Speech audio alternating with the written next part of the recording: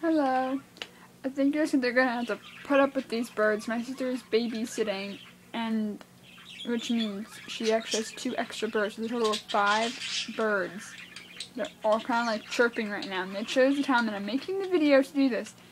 And I didn't want to postpone making this video because I'm doing it right now because I have the subject fresh in my mind just after watching today, aka Sunday's video. So yeah, I just finished watching it, and it was all about Monkees Watch Their Feet, and why she didn't like it, but yet why she shouldn't expect the episode because it is like a protest statement, which I agree with wholeheartedly.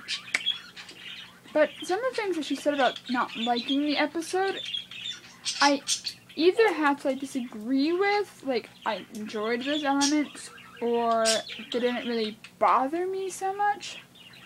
Like the narrator, she kind of touched on the fact that he's just so bland and doesn't really. See what I mean about the birds? Could they just shut up, please? But anyways, the narrator I think was brilliantly done. Like I think if the narrator was enthusiastic about what he was doing, it would make the episode too hyped up. I mean, you have all this wackiness going on in the episode. You've got these aliens, and you have Mickey's clothes flying off, and him with a boner in his underwear. That's always a lovely treat. And then you have, like, Mickey being a robot, and, like, doing things like, I am mankind's friend. You know? Like, it's a really zany episode. So for the breaks, for the narrator to come in and to be talking to you in a voice that sounds completely uninterested in what he's doing, it kind of provides a balance, I think. And it's just kind of, to me, I don't know why, it's just kind of funny just to kind of go from all the zaniness to that. And then also you have like she said that it doesn't flow well. Like, why would he care about his tom-tom suddenly missing? Well, that, like, I heard there's like a sound effect every time, and in the Monkees world, they know they're on a show usually. So I kind of thought that he heard the poof or pop or whatever it was when it disappeared. Maybe that's why he turned around and saw his tom-tom was missing. Because they're always breaking the fourth wall. They always sound they're on a television show, really. So, yeah. And with the whole looking on the beach, I mean, okay, that is weird. I've never ever paid attention to that before. Why would he suddenly go look on the beach? Just, sometimes you just don't have things explained. I mean, TV shows are kind of awkward like that sometimes. Sometimes, I don't know.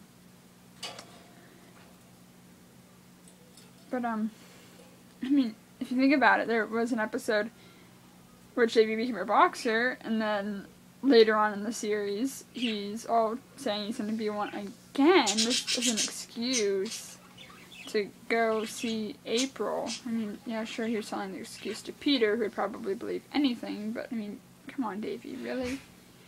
I don't know. I'm just trying to think of examples of things that don't always necessarily work. The aliens. Yeah, they could have been done up a little bit better. But, I don't know. I mean, I don't know why they weren't.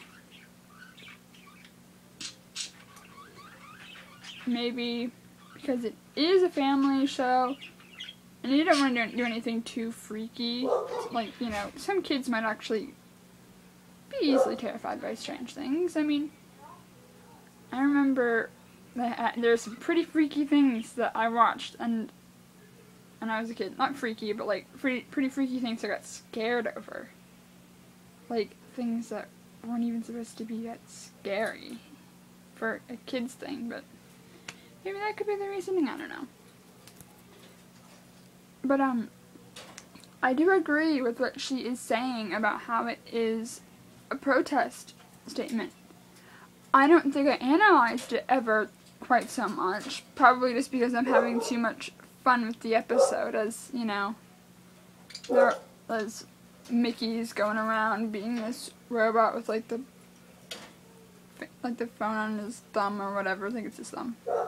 And how he's like flirting with their refrigerator and like calling the cat, like calling the phone a cat. Whoops, the cat a telephone. They don't have a cat. But and there goes the bird again. But anyways, what was I saying? I lost my train of thought. Dang it. Oh yeah. I was too busy getting caught up in all the zaniness that I really didn't analyze it. Maybe that's a good thing. If you're not so much into the episode, that you can actually look at it from a standpoint that's kind of detached from the episode, and you can figure out those things.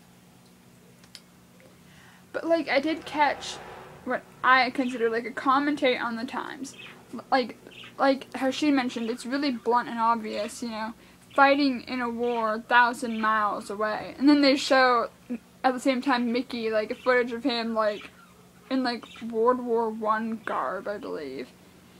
And, like, it's definitely, you know, kind of, hey, you know, like, oh, that can't be why the kids messed up. It's aliens. And I think it's so interesting that they kind of take a poke at it in such a way. Like, I thought, like, it's just really funny. It's like all these different problems with the youth. And it's like, no, that can't be it. I just thought it was kind of the greatest thing ever. And I don't know, it's just one of my favorites because it's out there, it is strange, and it does have a meaning behind it. What does that remind me of? Head. You know, it is like Head's one of the craziest movies out there, and how every little thing that you can think of has meaning to it, and even if you don't catch it right away, either someone will explain it to you or you will figure it out. And I did find this one website was starting to do a breakdown of Head, but it ended at the desert scene, and I was like, excuse me, you point out a million things I haven't seen before. Why did it end? I don't know. But I do like the episode. I mean, I've heard some people say, like, it's too crazy for them. Oh, they don't like the narrator. Oh, this. Oh, that. I just love it.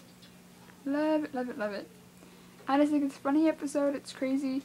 I know, yeah, sure, maybe the craziness wasn't as improvised. It was pretty good. I mean, I think you have, like, a really good insight on how good Mickey's acting is, just because the robot noises that he makes. It's like, I could not do such a thing like that.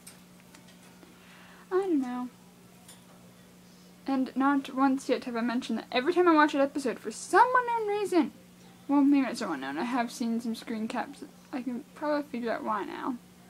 But every time I watch an episode, I mean, you guys are probably going to go, why, when I say this, or, of course, every time I watch an episode, I want to see Peter and Davy kiss, and I can't control that every time. It's like, maybe that's what's distracting me from figuring out the hidden symbolism behind it. That overwhelming urge, that just like, I don't even understand, I'm sorry, it's weird. I really need to shut up now, don't I? Because if I start to bring Slash into the conversation, you know we're in trouble.